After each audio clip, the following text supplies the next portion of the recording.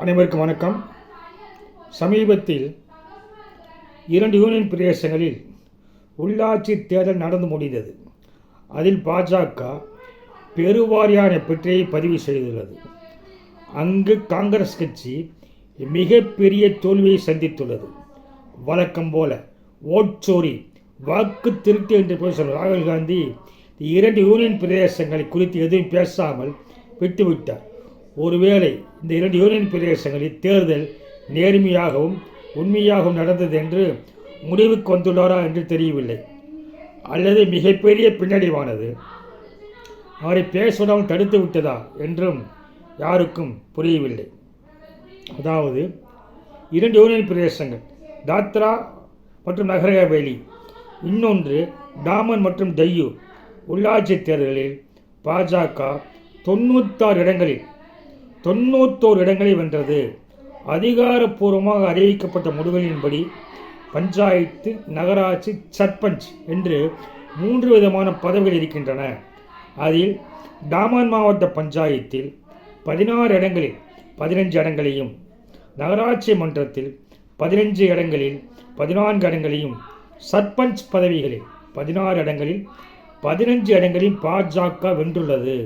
இது பாஜகவிற்கு கிடைத்த மிகப்பெரிய வெற்றி. டாமன், டையூ மற்றும் தாத்ரா நகர் ஹவேலி முழுவதும் நடைபெற்ற உள்ளாட்சி தேர்தலில் பாஜக அமோகமான வெற்றியை பதிவு செய்துள்ளது. காங்கிரஸ் கட்சி படுதோல்வியை சந்தித்துள்ளது.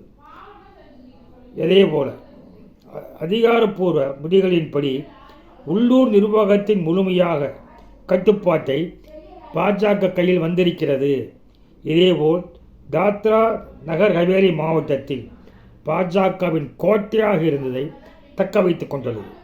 இங்குள்ள பஞ்சாயத்து, நகராட்சி போன்ற இடங்களிலும் பாஜகவை பெருவாரியாக வெற்றி பெற்றுள்ளது. அதாவது 26 மாவட்ட பஞ்சாயத்து இடங்களில் 24 இடங்களை பாஜக வென்றுள்ளது. நகராட்சி மன்றத்தில் 15 இடங்களையுமே வென்றுவிட்டது.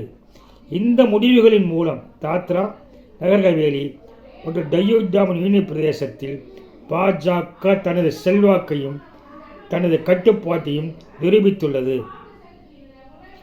இது குறித்து பிரதமர் அவர்கள் வெளியிட்டுள்ள பதிவில், யூனியன் பிரதேசம் முழுவதும் நடைபெற்ற சர்பஞ்ச், மாவட்ட பஞ்சாயத்து மற்றும் கவுன்சில் தேர்தல்களில் பாஜகவிற்கு அபரிதமான ஆதரவை வழங்கியதற்காக தாத்ரா மற்றும் நகர் ஹவேலி, டாமன் மற்றும் டையூவின் சகோதர சகோதரிகளுக்கு நான் என்றும் நன்றி உள்ளவனாக இருப்பேன் என்று அவர் பதிவு செய்துள்ளார்.